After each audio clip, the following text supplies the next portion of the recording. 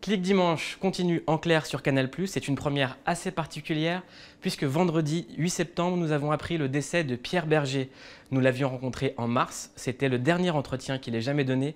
Voici ce document dans son intégralité, jamais diffusé en entier à la télé ni sur Internet. Pierre Berger, repose en paix. Comment ça va, Pierre Berger? Ben, pas trop mal. Merci de nous accueillir. Ben, vous êtes les bienvenus. Ben, merci. On est où ici exactement? On est dans ce qu'était la maison de couture, Yves Saint Laurent, et qui a été transformée en fondation depuis une dizaine d'années, et qui va être transformée à nouveau, puisque je vais ouvrir dans cette même maison un musée qui s'appellera le musée Yves Saint Laurent. Il y en aura un ici et un à Marrakech. Oui, il y en aura deux. Vous savez, je suis très allergique à la nostalgie. Je sais. Et j'ai décidé depuis longtemps de transformer les souvenirs en projets. J'ai regardé beaucoup de vos interviews, de vos entretiens, des choses que vous avez écrites, et il y a une phrase que vous répétez souvent, c'est « on a l'âge que l'on a ». Vous le répétez très souvent. Vous avez l'âge que vous avez, j'ai l'âge que j'ai. C'est quoi le bon âge dans la vie? Bah, il n'y a pas de bon âge. Il n'y a pas de bon âge. Vous connaissez la fameuse question de la machine infernale. Qu'est-ce qui a 4 pattes le matin, 2 pattes à midi et 3 pattes le soir? L'homme. L'homme. Et vous connaissez la réponse au Sphinx. Il n'y a pas de bon âge. Mais à chaque âge, j'ai remarqué qu'il y avait des choses particulières, et parfois des mauvaises choses. Moi, par exemple, j'ai appris il y a 15 ans que j'étais atteint d'une myopathie. Puis une dizaine d'années, cerise sur le gâteau, d'une tumeur qui n'est pas cancéreuse et qu'on appelle un méningiome. Voilà. Pour lequel je suis traité. Qu'est-ce qui va sortir? Je viens d'avoir un traitement pas tout à fait nouveau, mais enfin, bon, avec des robots. Je connais des gens qui, condamnés, vivent très bien aujourd'hui par le même traitement. Ça ne veut pas dire que ça m'arrivera. Il n'y a pas de bon âge. Mais vous savez, les gens sont très égoïstes. Même probablement le suis-je. Je ne veux pas dire que je ne suis pas un parangon de vertu. Ne le croiriez pas. Ne le croiriez pas d'ailleurs. Mais si vous réfléchissez à ce qui se passe, si vous réfléchissiez dans le monde entier, comment il est en train de tourner, si vous réfléchissez à tous horribles scandales, à tout. On est entouré que de ça. Alors, ça relativise beaucoup de choses, je trouve. Je sais que vous n'êtes pas du tout nostalgique. Ah non. Mais j'aimerais qu'on remonte un peu dans le temps. Oui, mais je veux bien visiter, mais le temps, je ne suis pas nostalgique. J'adore la mémoire. J'adore la mémoire, je suis un grand lecteur de Proust. Mais je n'aime pas qu'on consulte sa mémoire avec un mouchoir à la main. Non, c'est pas l'idée de cette émission. Et c'est pas la mienne. Vous vous baladez sur les Champs-Élysées le jour de la mort de Jacques Prévert? Non. C'est pas vrai? Il paraît que vous étiez là le jour. Mais il n'est pas mort. Et vous êtes tombé dessus? Oui. Alors, mais heureusement, il n'est pas mort. Le jour de mon arrivée à Paris, ou le lendemain matin, puisque je suis arrivé à Gare d'Austerlitz, je décide d'aller sur les Champs-Élysées. Et j'ai même vu un film qui était L'Éclat de tête de Jean Cocteau. Et puis je remontais les Champs-Élysées. Et à ce qui est aujourd'hui le cinéma Normandie, l'immeuble, c'était, je ne sais plus, une radio, poste parisien. Je regarde là-haut et je vois un type qui passe, mais comme s'il marchait. Voilà, et qui tombe. Et qui commence à perdre du sang, d'ailleurs. Moi, je ne savais pas qui c'était. D'ailleurs, personne là autour. Et la police arrive, s'amuse, je ne sais pas ce que c'était. Et c'est le lendemain que j'ai appris que c'était Jacques Prévert. Qui s'est défenestré par erreur. Ah bah oui. Et il a été emmené. Et j'ai toujours considéré comme un signe que le premier jour de mon arrivée à Paris, un poète me soit tombé sur la tête. Parce que vous êtes venu pour être journaliste, vous avez fréquenté Cocteau, vous avez fréquenté des gens... Mais ça ne s'est pas fait tout de suite. Pas tout de suite. Et bah, c'est pas parce que j'étais avec je sais bien. l'éclat de tête que c'est Cocteau qui m'a fait entrer. Oui, vous savez, t'es venu... Comment vous avez rencontré tous ces gens-là? Attendez, vous dites que je suis venu pour être journaliste, c'est vrai.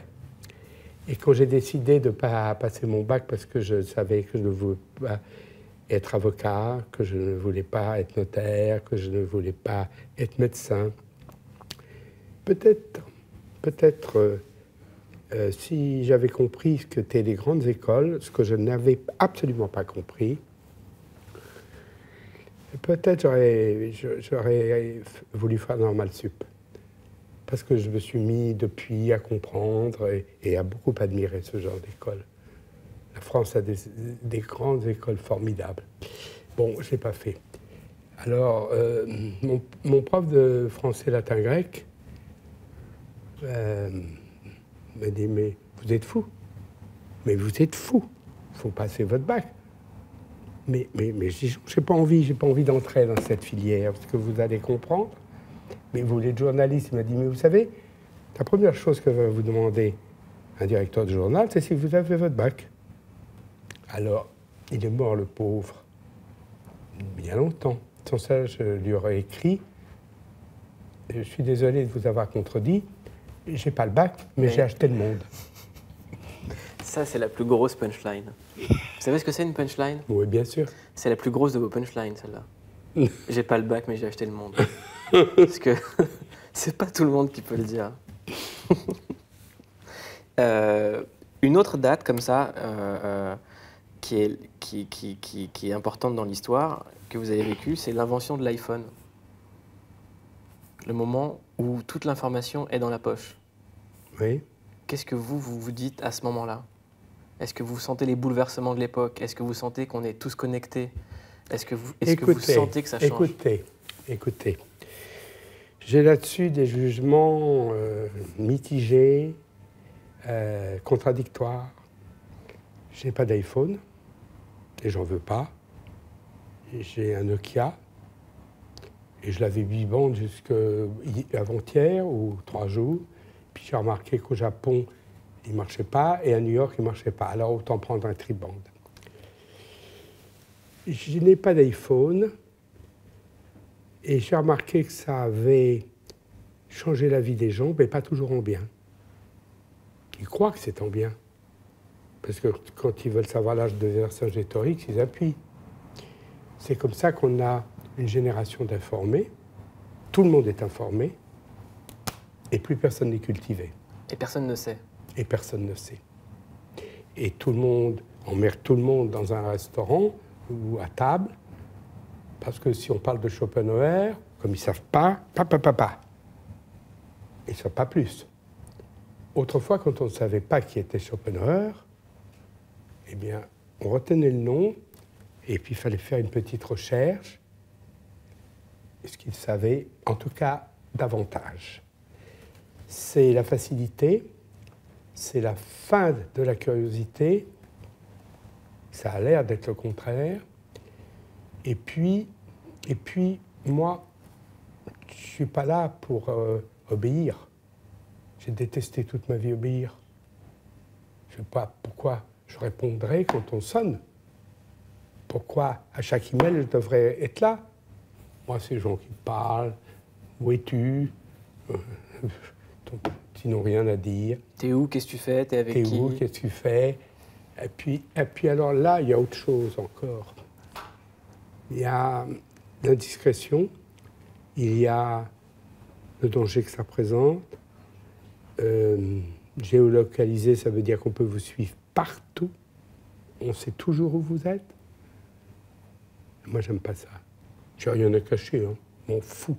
Je peux être sur écoute, ça m'est égal. Mais je n'aime pas cette idée.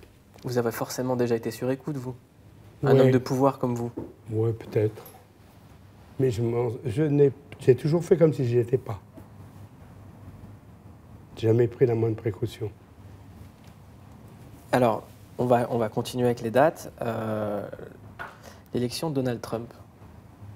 C'est ce qui a pu arriver de pire au monde. Pas seulement en Amérique.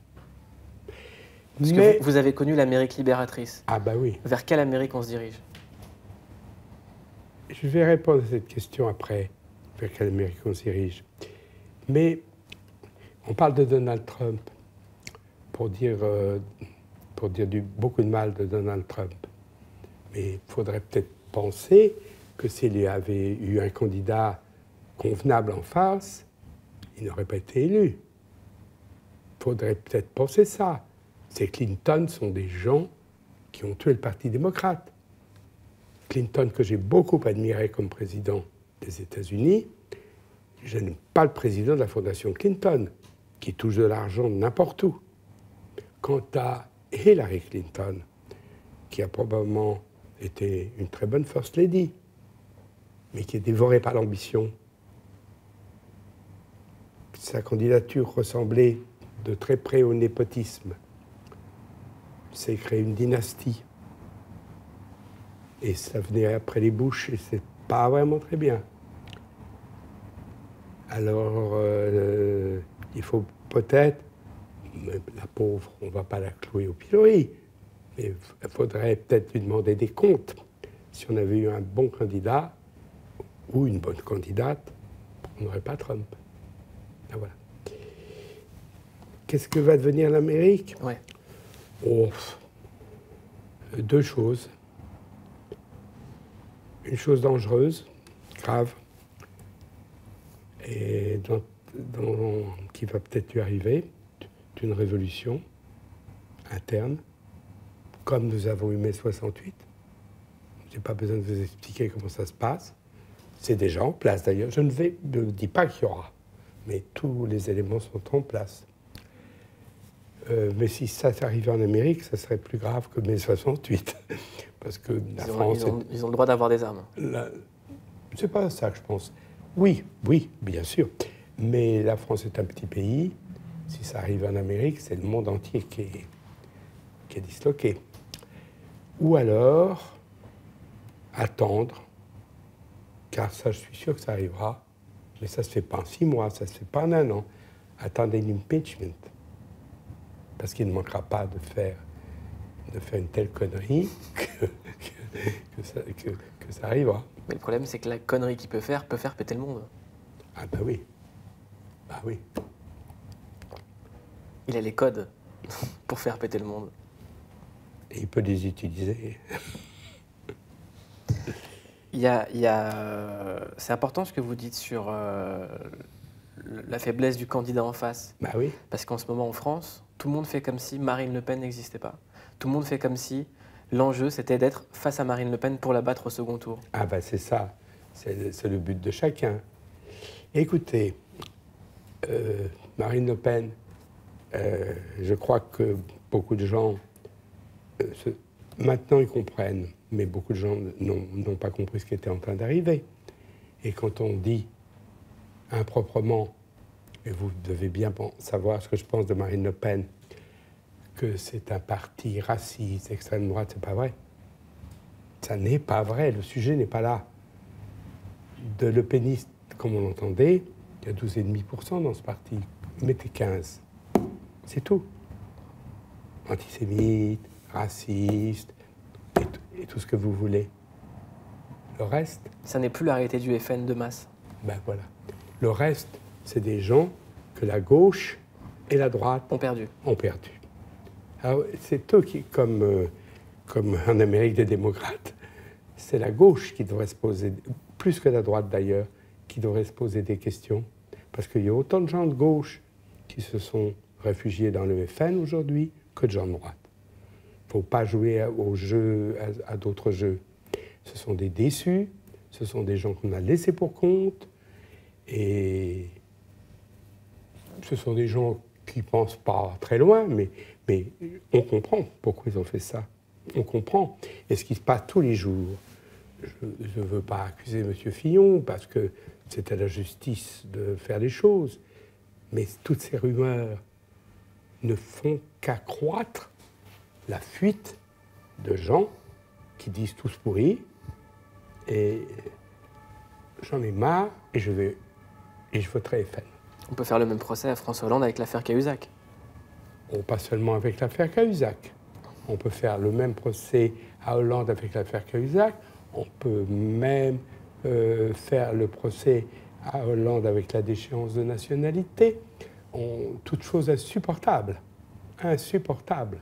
Vous regardez toujours Clic Dimanche, on se retrouve juste après la publicité pour la suite de l'entretien que Pierre Berger nous a donné.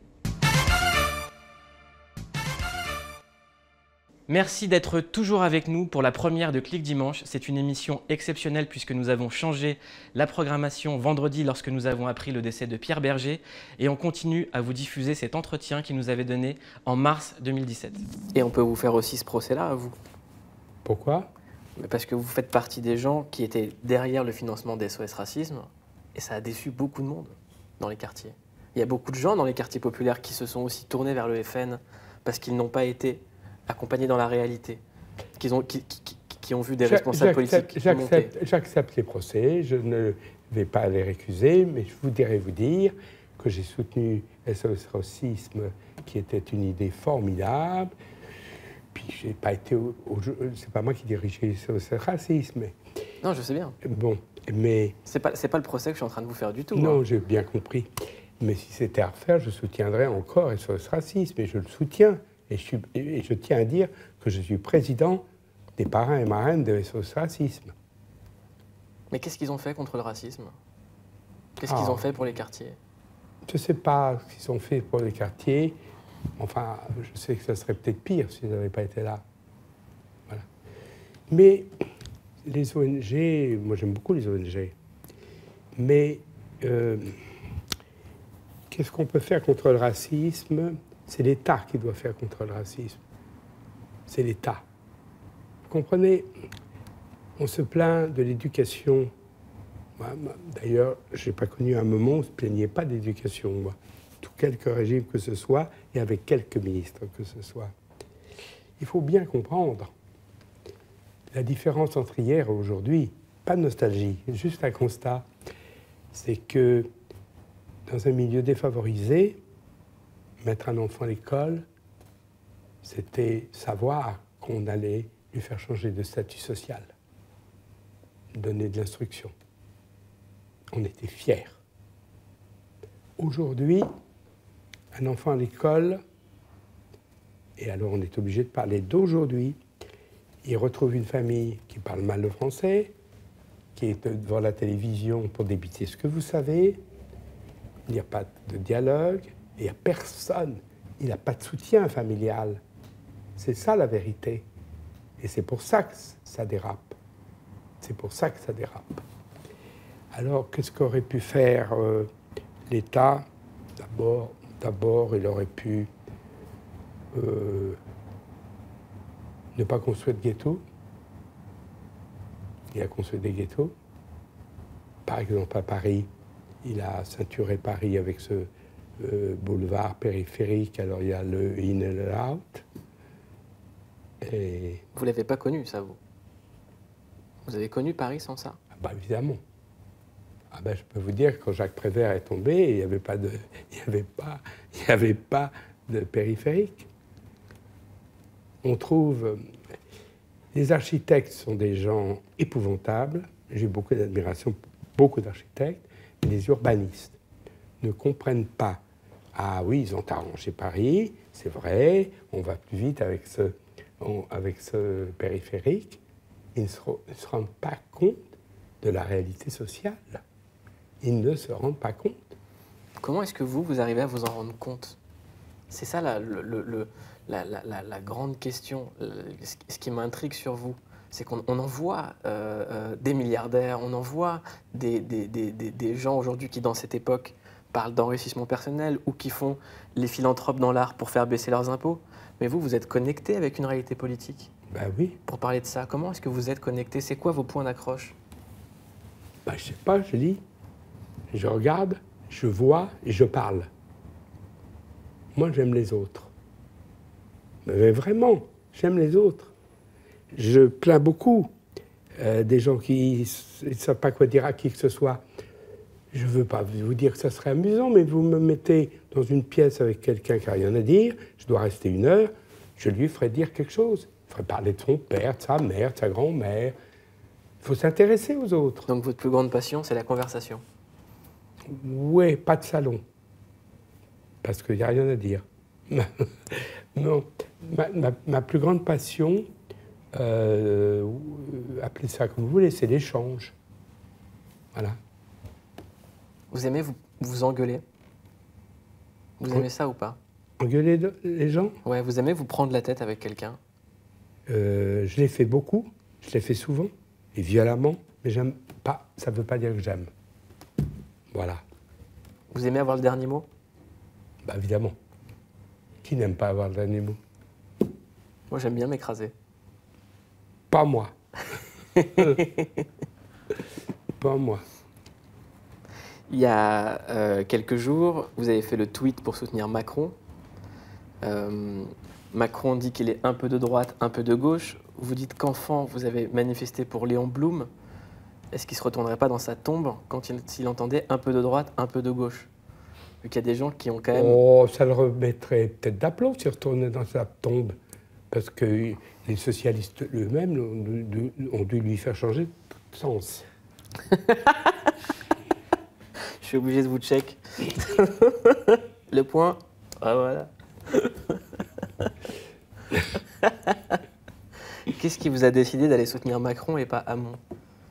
Oh non. C'est Ségolène Royal? Oh non. Écoutez. Peut-être quand j'avais 15 ans et que je lisais Stirner et Sébastien Faure et Jean Grave et les théoriciens anarchistes que je connais très bien, je pouvais croire à ça. Je pense que oui, il faut tendre vers ça. Oui. Je ne vais pas vous dire qu'Hamon a tort, surtout. Je ne le dirai pas. Mais il faut être un peu plus pragmatique, non? Si on doit donner 800 € à Mme Bettencourt et à moi comme un SDF, je trouve qu'il faudrait peut-être prendre des précautions. Puis il n'y a pas que ça. Oui, parce que vous avez le droit de les refuser, les 800 €. Personne ne les refusera, même les gens riches.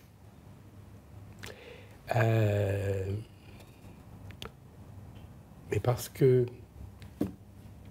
Macron, j'aurais pu voter pour Valls, mais Macron, il n'a pas été élu. Mais Macron bénéficie d'une dynamique.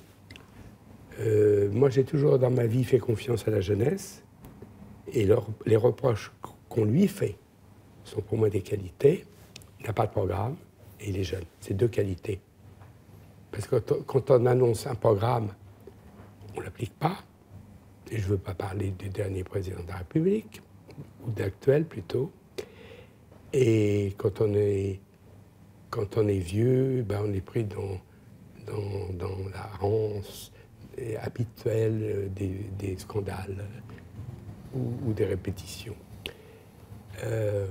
Macron est jeune, oui, c'est vrai. Je ne vais pas vous dire aux âmes bien nées, la valeur n'attend pas le nombre des années. Parce que ça a des citations de ce genre, je peux vous en faire beaucoup. Par exemple, pourquoi, si Hollande avait lu Corneille, il ne serait pas parti. S'il avait lu Corneille, il aurait lu Horace. Et quand on demande au vieil Horace, que vouliez-vous qu'il fît contre Troie, il répond qu'il mourut, ou qu'un beau désespoir alors vous secourut. N'eût-il que d'un moment reculer sa défaite, Rome eût été du moins un peu plus tard sujette. Pierre Berger. Voilà. Quand vous voyez aujourd'hui la façon dont une actualité peut s'emballer, dont... C'est pas d'aujourd'hui. C'est pas d'aujourd'hui? Regardez Strauss-Kahn, c'est pas d'aujourd'hui. C'est quand même arrivé dans l'ère moderne, à savoir qu'une information est reprise, commentée et recommentée. N'oubliez pas que la droite avant-guerre a obligé Salengro à se suicider. N'oubliez pas ça. N'oubliez pas de l'affaire Dreyfus. Et nous sommes au XIXe siècle. N'oubliez pas tout ça. Qu'est-ce que vous avez à dire aux jeunes qui nous regardent? Qu'est-ce qu'il faut ne pas oublier dans l'histoire? Eh bien, ce que je dis toujours, c'est pas d'oublier dans l'histoire. C'est pas oublier un certain comportement.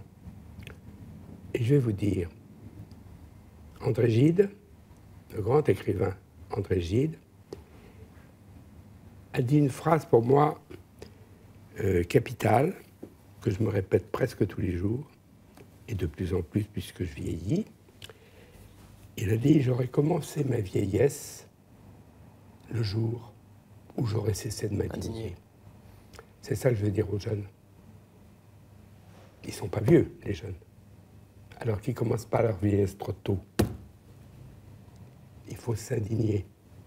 C'est ce qu'a dit Stéphane Hessel. Et les motifs d'indignation ne manquent pas. Mais il faut le faire. Et avoir des convictions. Ce qui manque le plus aujourd'hui, ce qui manque le plus, si on parle de politique, c'est des convictions. Mais pas des convictions de façade, pas des discours que tout le monde pourrait tenir. Pas la France sera belle parce que, qui se disent à gauche comme à droite. Des convictions. Les convictions, c'est de faire... C'est pour ça que j'aime pas tout à fait le mot égalité dans cette devise. Parce qu'on n'est pas égaux. On est égaux en droit. Ça, c'est sûr. Mais après, on n'est pas égaux. J'aurais préféré justice. C'est ça, les convictions. C'est la justice. C'est que personne n'échappe à la justice et qu'on rende justice à tout le monde. Et la justice, c'est ne pas laisser une partie, puisqu'on est en France, mais on peut le dire dans tous les pays, c'est de ne pas laisser une partie de cette population de côté. C'est de ne pas les laisser en déshérence. Ce qui se passe là, et on récolte ce qu'on a semé. Nous revenons à une partie de notre conversation tout à l'heure. On récolte ce qu'on a semé. Et puis, François Hollande n'aurait pas dû le dire comme il l'a dit, quand il a dit « je n'ai qu'un seul ennemi, c'est la finance », mais je pense qu'il savait ce qu'il voulait dire, mais il l'a mal dit. Moi, je n'ai pas qu'un seul ennemi, c'est la finance, mais je déteste la finance arrogante, inutile, qui peut faire des milliards de bénéfices, ce que je lui souhaite, mais en même temps déclencher un plan social. Et puis, qu'il puisse aller s'expatrier une société à l'étranger pour éviter l'impôt. Voilà. Tout ça, c'est des choses qui auraient dû être mises en place par la gauche, mais par la droite. Et on comprend. Et on comprend, malheureusement, pourquoi il y a tant de gens qui vont rejoindre Mme Le Pen. Vous êtes toujours défini à gauche, même si c'est une gauche plutôt social-démocrate. Oui. Qui peuvent rendre fous des gens beaucoup plus à gauche. Ben oui, ça les rend fous, mais eux, ils me rendent fous aussi. Alors, c'est un échange de bons procédés. Et vous avez toujours dit, ma définition de la gauche, c'est de savoir refuser. Oui. Refuser quoi? Qu'est-ce que vous refusez en ce moment? Ah, je ne vais pas faire le procès, ne comptez pas sur moi, du quinquennat de François Hollande. Ah non, qui n'est pas si mauvais que ça. Mais qui n'est pas si mauvais que ça. Mais enfin, ce n'est pas le moment. Non, c'est qu'est-ce que vous refusez en 2017, aujourd'hui, dans cette époque? Quelles sont les choses que vous refusez dans votre quotidien? Quelles sont les expressions, les comportements, les lectures, ce que vous refusez de regarder, ce que vous refusez d'écouter? Ah ben moi, d'abord, je ne devrais pas vous dire ça, tiens. Je suis bien mal placé, vous êtes mal placé pour entendre ça, et moi pour vous le dire. Je n'ai pas de télévision. Moi non plus. Alors, mais ce n'est pas une recommandation que je fais. Hein. C'est absolument pas une recommandation que je fais. Pas de télévision parce que c'est comme le smartphone. on finit par être informé, surinformé, ce dont je me fous. Qu'est-ce que vous voulez que je réponde à votre question? Je refuse qu'on laisse comme on laisse. Quand je pense que je ne sais pas combien de pourcentage, mais je sais qu'il est élevé, de Français, on parle de la France, mais je peux pas, au monde entier, là encore, ne savent pas comment ils vont finir leur mois, et c'est inadmissible, ça. C'est la phrase de Coluche. C'est difficile les fins de mois, surtout quand ça commence au début. Voilà ce que je refuse. Ça, oui. Oh, il y a beaucoup d'autres choses. Il y a beaucoup d'autres choses. Une. Celle à laquelle vous pensez? Toutes les inégalités sociales, toutes les... mais il y a quand même, sociétalement, comme on dit, improprement peut-être, on a fait des progrès. On n'a peut-être pas fait des progrès dans le quotidien pécuniaire des Français, mais on a fait des progrès. Les gens vivent plus libres, les gens peuvent afficher leurs opinions, leur sexualité, leur dégoût, leur goût. Ce n'était pas le cas. Ça, c'est quand même vrai. J'aimerais qu'on parle de François Mitterrand, Oui. qui est quelqu'un qui a été très très proche de vous, que vous avez toujours défendu. Vous avez également toujours parlé des gens qui l'ont trahi, à travers des livres ou à travers des revues. J'ai une question très simple. Oui. Est-ce qu'il est plus facile de trahir un homme ou de trahir une cause? Ah, si l'homme épouse la cause, ça revient au même. Vous faites allusion à quoi? À rien. J'ai beaucoup aimé François Mitterrand, et vous comprendrez bien que ce qui se passe depuis sa mort ne me fait que l'aimer davantage. Ne me fait que l'aimer davantage. Et parfois, je me demande qu'est-ce qu'il dirait aujourd'hui. Oh, je sais ce qu'il dirait. Il dirait quoi? Bon, il l'a déjà dit. Après moi, il y aura... Je ne sais plus la phrase. Ce serait le dernier président, il a même osé dire. Après moi, il y aura des gens qui régleront les trucs quotidiens. Il n'y a pas de vision. Mitterrand en avait une. Je ne suis pas, contrairement à ce que peut-être vous croyez et ce qu'on dit de moi, je ne suis pas un Mitterrand de l'âtre. Parce que si on faisait une émission sur François Mitterrand, d'ailleurs j'ai publié un livre qui s'appelle Inventaire Mitterrand, où je ne cache rien. Ah non, c'est pas du tout ce que j'insinuais. Non, mais moi je tiens à le dire. Où je ne cache rien. Mais en dehors de ça, qu'est-ce que vous voulez que je vous dise, moi? Est-ce que vous croyez aux forces de l'esprit? Oui. Mais je ne crois à rien d'autre. Je sais qu'il n'y aura pas de... Vous me demandez pourquoi je m'intéresse à beaucoup de choses. Parce que je suis persuadé que quand on meurt, c'est fini. Il n'y a pas de raison qu'on soit différent d'un chien, d'un chat, même d'un crapaud. Là, les histoires d'âmes qui volent, non. Donc, comme on n'a qu'une vie, eh ben, il faut faire beaucoup de choses dans sa vie. Mitterrand a dit qu'on sera dans une époque où il n'y aura plus que des financiers et des comptables. Mais hélas, il a raison. Mais bon, il faut pas... moi, je ne suis pas désespéré comme ça. Je ne crois pas après moi le déluge. Je suis persuadé que je ne sais pas quand, je ne sais pas où, je ne sais pas comment, mais il y aura toujours quelqu'un qui sera là. Il y aura toujours quelqu'un qui allumera la flamme. Il y aura toujours quelqu'un qui guidera la route. L'essentiel, c'est qu'il soit suivi, mais il ne faut pas désespérer. On n'est pas en péril. Et il ne faut pas oublier que si on fait un petit survol historique, prenons-le à la Révolution, qu'il faut prendre en bloc, comme a dit Clémenceau, eh bien, les choses se sont améliorées. Mais la démocratie est longue à installer. On a eu un empire, on a eu 3 restaurations, on a eu un deuxième empire, et puis il a fallu attendre. Et ça, tiens, c'est une phrase que je tiens à dire. Il a fallu attendre 1905, c'est-à-dire la séparation des églises et de l'État, pour qu'on puisse dire qu'enfin, la démocratie était installée dans ce pays. Et les gens qui s'imaginent,